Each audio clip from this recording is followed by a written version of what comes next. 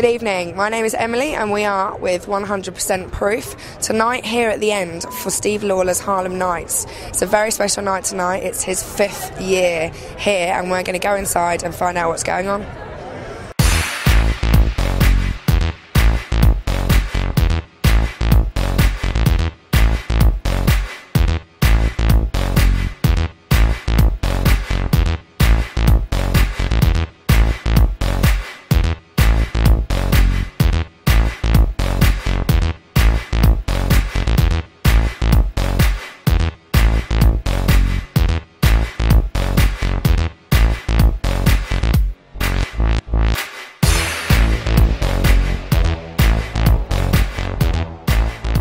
Good evening, welcome to 100% Proof. Hi.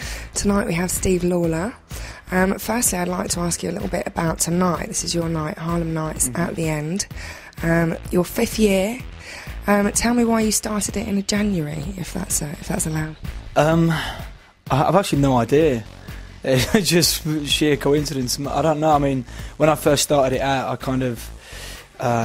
I finished home in London, and it was directly a year after that, so I guess it was in January that I finished at home. It's possibly the reason why. How long have you been DJing?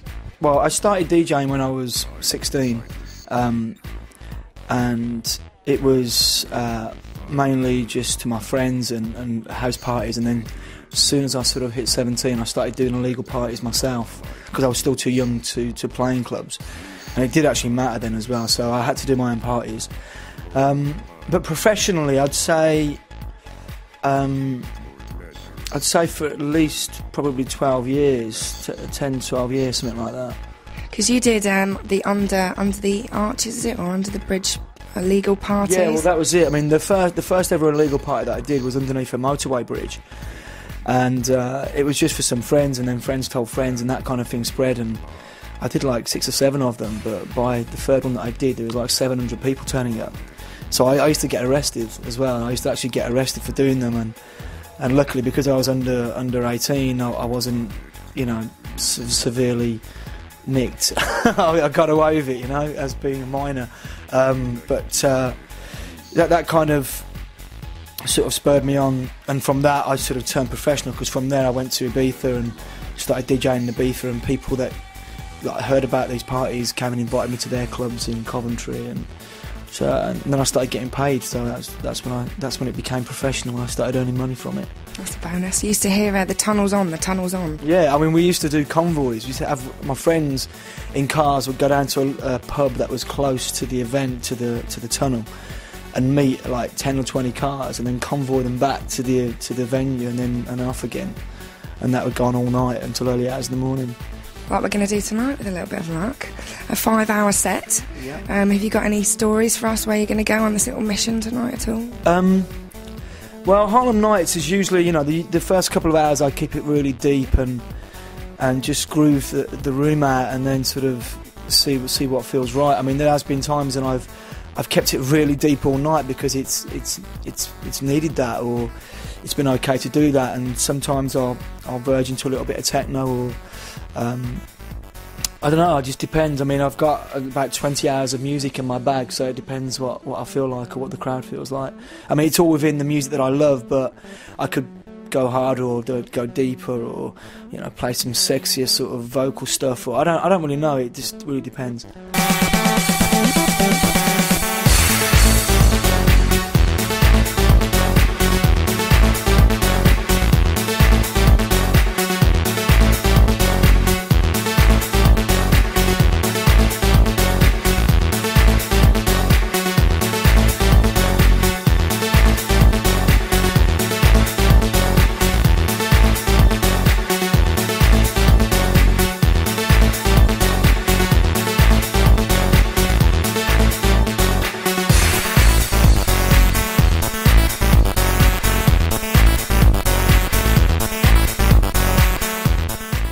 Why the end? Because you've done it for the whole 5 years now. You've obviously got a pretty good crew behind you. Yeah, I love that club. One of the first things that I noticed when I went there was the club is really loved by the people that own it. You know, everyone that works at that club, the bar, from the bar staff through to Leo and Richard, you know, everyone really loves that club, and you can feel that when you do a night there. It's like they're really easy to work with. The room is a fantastic room for house music. You know, I'm never pressured to play. You know, like if I go and do gigs around the world, sometimes I'll turn up at a club and I know that I've got to play harder to get a reaction from the crowd or to get a vibe from the crowd. At the end, you can pretty much do what you want. You know, it's a house room and it's a dark, loud room which fits my music perfectly. So, I don't know. It's just been one of my favourite clubs in the world. So. Dark, bringing me into this, the new movie. You've been asked to remix the title track of The Skeleton Key, with some sort of dark, moody feeling going on. As you like scary films. Yeah, I am a big horror. I'm a big horror movies fan, and just so it happens, Ian Softly, who directs horror films, is a big fan of what I do. So he spoke to a club owner in Miami, found out my manager's number, contacted my manager directly and said, you know, I really want Steve to work on something on this film. And of course, straight away, I was like, yeah, definitely. And they sent me some sound parts from the movie, and it was the strangest thing for me in the studio, because usually when I go into the studio, I'm working with, some music basically, and you know, the usual thing. But when we got the CD of parts from the people that sent them over, it was really like nails down blackboards and just really bizarre sound effects. But that was all recorded in like some Dolby 5.1, so it was amazing to work with. And we was making beats and percussion out of screams and breathing and stuff like that. So it was quite interesting, a different way for me to work. Really going dark. Yeah, it went quite dark for a while. I had to pull myself back a little bit. Is it true that you no longer have your residency at Space and that you've moved on in favour of Pasha? Well, not really moved on in favour of Pasha. I did Pasha last year because it was the right thing to do for that year.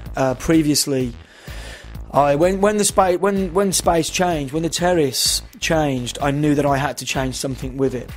You know, I've been a resident at Space on the Terrace for 7 years, which is a long residency, and it was great. You know, I mean, I became synonymous with the Terrace, and because the Terrace was being taken away, I knew that I had to change something with that. So I tried to do my own night at Space, and it wasn't as easy as I thought it was going to be. But in general, the night was great, but it wasn't financially viable for the club to continue it the way that it was running, and I had to make a decision with regards what to do in Ibiza. And I didn't really want to do another residency, because when you've been a resident at Space for in total 8 years, it's hard for you to then go and move to another club.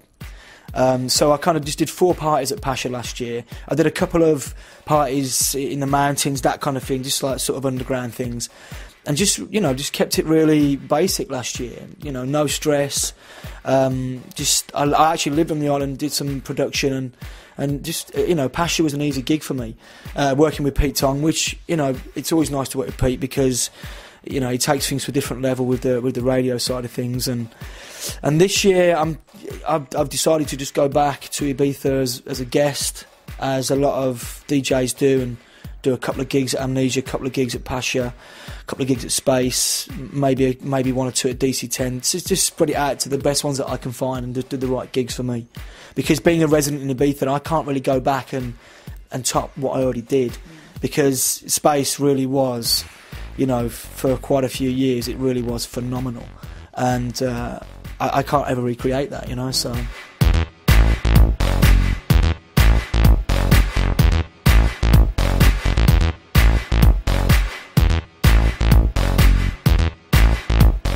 So if you had a secret that you used to do, that no one actually knows, what would it be? I worked in a butcher's for 2 days. And that's as long as that lasted. And I also I worked at Severn Trent Water in the accountants department, and then after about 2 months I got fired. And after that I just played records for the rest of my life, which, thank you, Severn Trent. Obviously done very well. Yeah. Brilliant. Have you got any new releases for us in the progress of 2007? What's coming? Yeah, this year is going to be a lot of production. Just this week I've been in the studio and recorded 2 new songs with a duo called Audiofly. We got in the studio together. I mean, they've got an amazing sound. I really love their sound. I'm supporting those guys quite a lot at the moment. I've been sort of key in helping them get onto the agency with myself at Accession and, you know, do different things. And we both agreed that at some point we should get in the studio, and their sound and my sound are different, but together I think we've created something special. It's been a really great week. So they're going to come out. I'm also in the studio next week with one half of Future Shock, and the week after that I'm going to be in the studio with Jamelia's producer. So I'm just sort of spreading myself out and just working with different people and see what happens. Maybe I'll have a collation of records that I can release as an album, or I don't know. I mean, I've been forcing myself to get in the studio for so long, and it doesn't. I'm so. I don't know. I do a big weekend of gigs, and then I find myself so just sucked of energy that I can't be asked to leave the house half the time. You know, I sit in my studio, but I can't start and finish a record in my studio. So it means me having to come down to London, or you know, and get my head together. So I mean, I'm not going to release a compilation this year because I'm going to focus on studio music. So watch this space, see what happens. Definitely. Sounds like 2000 is going to be a very, very good year for you. Yeah, hopefully, yeah. Thank you very much for talking to us, Steve Lawler, and I look forward to seeing you on the dance floor.